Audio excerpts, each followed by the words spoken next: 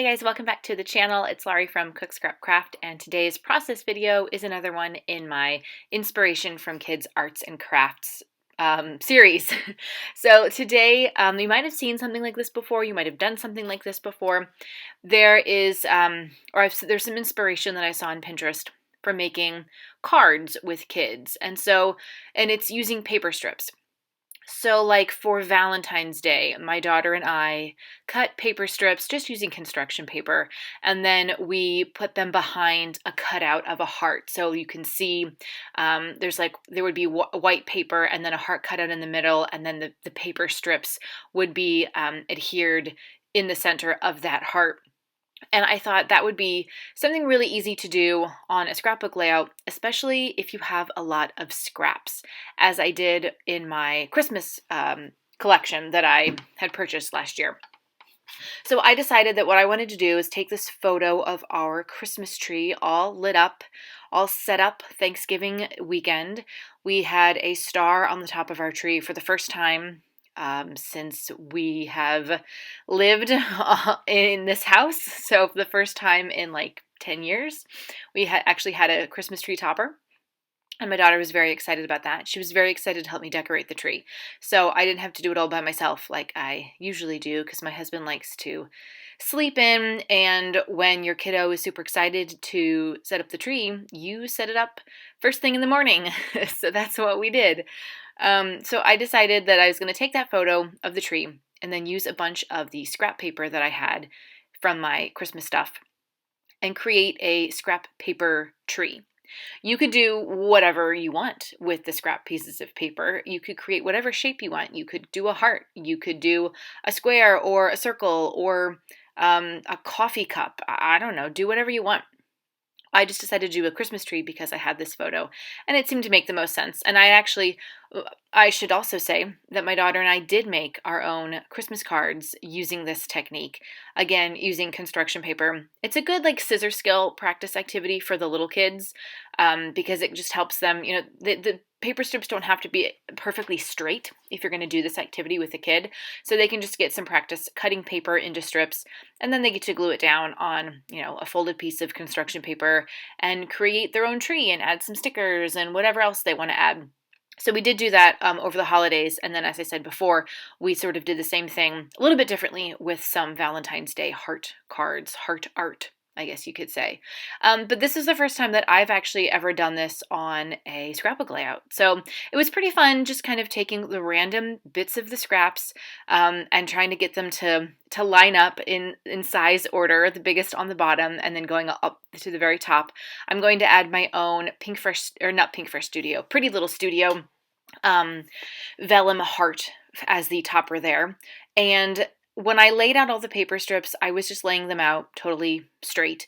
And I decided I kind of wanted it to be a little funkier, a little more mashed up. So I adhered everything down in a more layered way. So I like the way that looks, but I felt like the photo was kind of too big. As it was a 4x6. So I cut it down a little bit so that you see more of just the tree and not so much of the stuff that's around in our living room, the messy shelves of games and books that we have. And I backed the photo on another piece of scrap paper from Pink Fresh Studio from their Christmas collection. And now I'm just going through some of the embellishments because since I have this paper Christmas tree, I decided I want to add like some ornaments and stuff to it. So I had some bits and pieces from the Coco Vanilla Studio collection last year, their Christmas collection, Merry and Bright. So obviously the ornaments make total sense here. The hearts are perfect. I had the Bella Boulevard Fa La La stars. They're enamel stars, and that's actually the background paper is from the Fa La La collection as well. Now here is where I kind of goof. I had that Merry Christmas sticker from the Coco Vanilla, and I really liked the placement. I stuck it to the top of the photo, and then I realized, oh, I had meant to back the photo up on foam squares.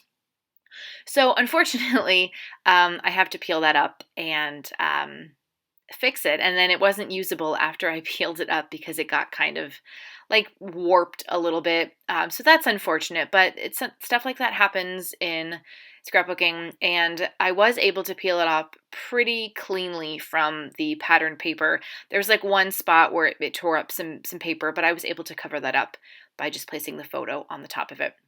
I also had a Cocoa Vanilla Studio journaling spot that I put at the bottom of the tree, to be like the trunk of the tree. And that's where I'm going to write about our experience putting the tree up. When we put the tree up, this has been my tradition for many years. I always put on White Christmas. I found it at the $5 bin at Walmart.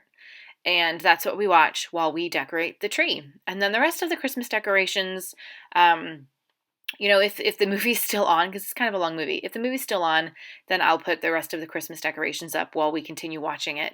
The tree is like the main thing. We do have lots of other Christmas decor. I don't go too crazy. I like the tree. I'll do stuff on the mantle, but the tree is like the big thing, and I have a wreath for the door. But I'm not the kind of person who changes up the towels in the guest bathroom, or like puts just random bits and bobs everywhere. It's basically just the mantle and the tree for me, and always watching White Christmas when we do it, and always doing it after Thanksgiving. So literally Thanksgiving's on a Thursday here in the US. That Friday or Saturday we will be putting up the tree, because I want to be able to enjoy the decorations all season long. So I like to have the tree up longer. We do have an artificial tree. That's what I grew up with, so that's what I'm used to. For a couple years, my husband and I did go out and get a real tree. We just went to like Home Depot or Lowe's and got a tree from their tree farm. But when you have small cars, it's hard to fit trees into them. And when you travel over the holidays, you hate leaving like a tree to rot and die because you're not there to continue watering it. So that's why I bought the artificial tree when my daughter was actually a baby. My thought process was that we would get a real tree for our good ornaments, our regular ornaments, and then I would have this other nice tree that I have a collection of Aurifors ornaments that my godmother gets me. She gets me one every year. So we have a really nice collection, and I was going to make that like the artificial tree be the Aurifors tree. However, I got that all set up, and then we ended up not getting a real tree that year, and so I just put all the ornaments on the artificial tree, and that's what we've been doing since my daughter was a baby. That's how we've just been working it, and it works fine for me. I don't mind it. We get some of those sensicles to put in the tree, and they really do smell really good. I think we get white winter fir or something. I had to write down the scent for that we used this past year so we can remember to get it for this coming Christmas, because they do have different scents, but sometimes it's hard to find the right one. Like, all of them smell fine, but if you want it to smell like a real Christmas tree, there's one in particular that's really, really good. And that's kind of it. I'm just adding a little bit of extra embellishment to the other side of the photo just because I wanted to take up some space there, and I also really wanted to use that Cocoa Vanilla tree die cut. And then the title there, Wonderful, is from the Pretty Little Studio collection from last Christmas. So that's about it. Have you guys ever done a paper strip creation on one of your layouts? If you have, let me know what you did in the comments. Make sure you give this video a thumbs up like and click subscribe so you don't miss out on more process videos in the theme of inspiration from kids' arts and crafts activities. I will see you guys next time.